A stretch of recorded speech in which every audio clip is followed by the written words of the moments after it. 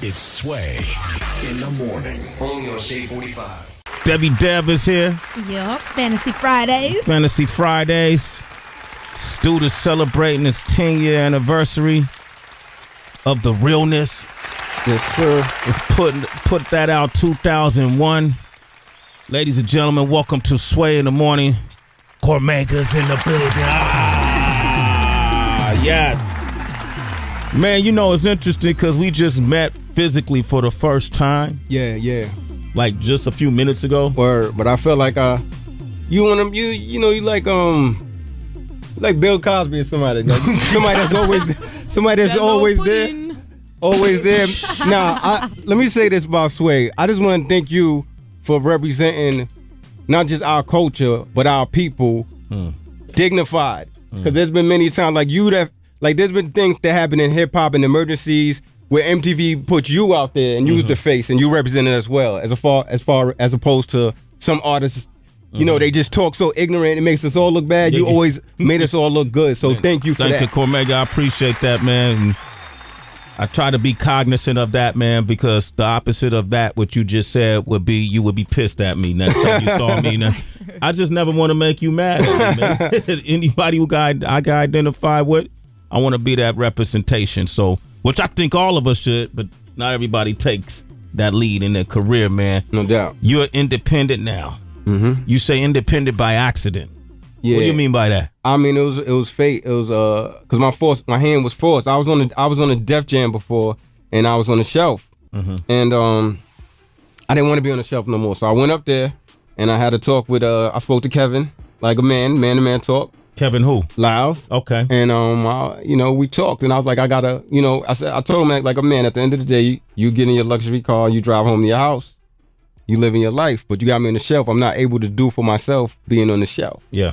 I ain't even mean for that to rhyme, but yeah, that's just talent right there, bro. You know what I'm saying? So I spoke to him, we kicked it, and then after that, I got my release from Def Jam. So after I was released from Def Jams, I was gonna sign to TVT. Mm-hmm. So TVT, my deal with Def Jam was $250,000. TVT was gonna give me $250,000, but Def Jams said they want $350,000, which was unheard of at the time. Man, yeah. So that was the hardball play. I don't know what that was about, but I said F it, and I went, and them doing that made me mad, and I went and made the realness. I made the realness in under a month. Really? Yeah. So that's how the realness was born, by accident. You know what? Cormega is here. Early affiliation to Nas, the firm, and you guys had your challenges over the years, and you voiced them verbally and song and so on and so forth. But you and Nas since has squashed all of that, right? You guys? Yeah, we squashed it in like 06 but right? I don't know. I don't got no beef with Nas. I don't think he has beef with me, but Nas, we all know Nas is like one of those talented people that has like 50 million personalities. So today he might love me, tomorrow he might be mad at me. But at the end of the day, it's all love. If something really happened to Nas, I'll be upset. You know what I mean? So it is what it is. When's the last time you talked to him? I don't even remember. Like, I don't remember. Been some years. This is yeah. A lot of times, all of us rappers are like that from Queensbridge. It's like sometimes we won't speak, but it won't be beef. Like Tragedy just came home. I didn't speak to Tragedy in a while, but he texted me the other day. You know what I'm saying? So that's my brother. And Marley Marl. Today's Marley's birthday. Happy birthday to Marley. Happy birthday, Marley Marl. Yeah. Last time I seen Marley was at Rakim show last month. Rakim Let Me Rhyme, and I was on a natural high for that. But I haven't spoke to Marley in a while. But Marley's like my idol. So it's Queensbridge. We don't always speak, but we got love. Yeah, I like that track. Firm right there. The Firm, baby. Foxy Brown.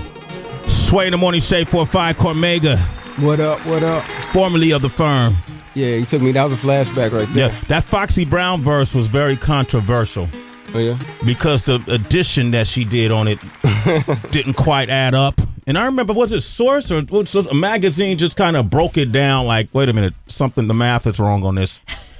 Wow. Were you in the studio when she recorded this? I think, yeah, I was. We was all there. She wrote it? I believe so. Yeah, she said it. I didn't see nobody whispering in the air. Okay. Did anybody do the math when she was? I didn't do the math.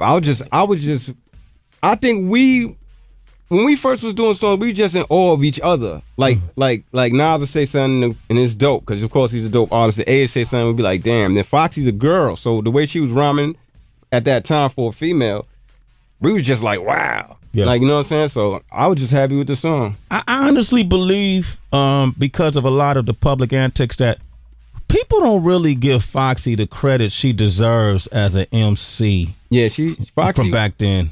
Yeah, she put it in. Even the thing you gotta understand about Fox is when she was doing her thing, even beyond the MC thing, like there's a lot of singers that are great singers that had people write for them. Mm-hmm. So even if you say that's the argument that people be trying to say, they be like somebody wrote for her. I don't know who wrote for her all the time. I don't know. But one thing I will say is there are singers that people write for and they excel. Like Luther had people write for him. Yeah. And he said Foxy was a hell of a entertainer. Like the way her whole persona, the way she put it all together. I don't know the word I'm looking for, but that it, she had that it. She had it. There's females that could rap, they butt off, but they didn't have that it like she had. The way, right. So that's the thing that you can't take from her. Yep. Like you in touch with Foxy? I didn't speak to. I spoke to Fox maybe in the summer. Was that around any court cases or anything? Yeah, I was gonna say, was she incarcerated at the time? Nah, she was home. She might have had a case. Last time I seen Foxy was it